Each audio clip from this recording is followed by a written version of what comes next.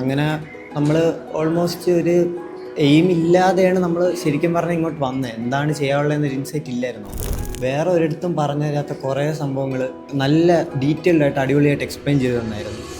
So the event is going very well and we have a gang with us of Prabhanj, Jishnu and Sanish. So guys, എല്ലാവരും എന്തൊക്കെ courses ആണ് opt ചെയ്യുന്നത്? What is your future plans exactly? ഞാൻ MA linguistics ആണ് ഇപ്പം opt ചെയ്യാൻ വേണ്ടി തീരുമാനിച്ചേക്കുന്നത്. പിന്നെ ഇനി ഇത് കഴിഞ്ഞിട്ട് പഠിപ്പിക്കുന്ന ടീച്ചിങ് ഫീൽഡിലോട്ട് കയറാനുള്ളൊരു തീരുമാനമാണ് ഇപ്പം വന്നെത്തിയേക്കുന്നത്. ഓക്കെ, UK തന്നെയാണോ അപ്പോൾ? അതെ അതെ, UK. Okay, why UK? എനിക്ക് കൺട്രി ഇഷ്ടപ്പെട്ടു, പിന്നെ കുറേ എക്സ്പ്ലോർ ചെയ്യാനുണ്ട്, പിന്നെ ഇംഗ്ലീഷും കൂടെ ആയതുകൊണ്ട് അവിടെ ലാംഗ്വേജ് ഇംഗ്ലീഷാണല്ലോ. ഞാൻ ഡിഗ്രി എടുത്തത് ഇംഗ്ലീഷിലാണ്. സോ അത് എളുപ്പമാണ്. IELTSൻ്റെ ഒക്കെ ആ ഒരു ഇത് വേണ്ടല്ലോ. And what about you? Well, MA digital marketing and content creation would be my thing, I guess. Nice. Why UK in that aspect? Because I think I like UK maybe. Okay, you want to get an international exposure as well. Yeah, I think it would be better for my life also. I've been planning to settle in UK and maybe also get married in UK. I don't know for sure. Okay. So, എന്ത് കോഴ്സായിരുന്നു താല്പര്യം? Maths drop ചെയ്തിട്ടാണ് ഇങ്ങോട്ട് വന്നത്.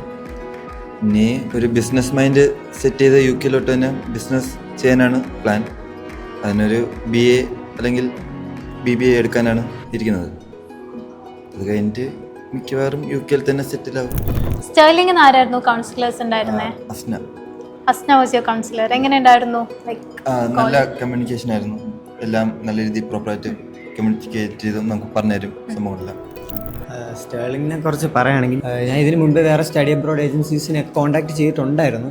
പക്ഷേ ഇവിടെ വന്ന് ഇന്ന് ഈ ഒരു സെഷൻ അറ്റൻഡ് ചെയ്തപ്പോഴത്തേക്കും വേറെ ഒരിടത്തും പറഞ്ഞു തരാത്ത കുറേ സംഭവങ്ങൾ നല്ല ഡീറ്റെയിൽഡ് ആയിട്ട് അടിപൊളിയായിട്ട് എക്സ്പ്ലെയിൻ ചെയ്ത് തന്നായിരുന്നു.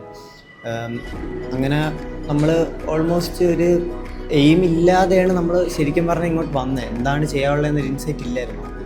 ഇപ്പം അത്യാവശ്യം നല്ല രീതിക്ക് ക്ലാരിറ്റിയൊക്കെ കിട്ടി.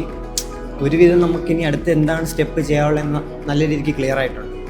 അപ്പോൾ സ്റ്റെർലിംഗ് ആ ഒരു ഇതിൽ ഒരു സ്റ്റെപ്പ് ഫ്രണ്ടിലാണ്. Okay, thank you so much guys. Thank you so much for being with us. 3 പേരും UK പോയി സെറ്റിൽ ആവട്ടെ. ഓക്കെ, ലൈഫ് സെറ്റിൽ ആവട്ടെ. Okay, thank you so much.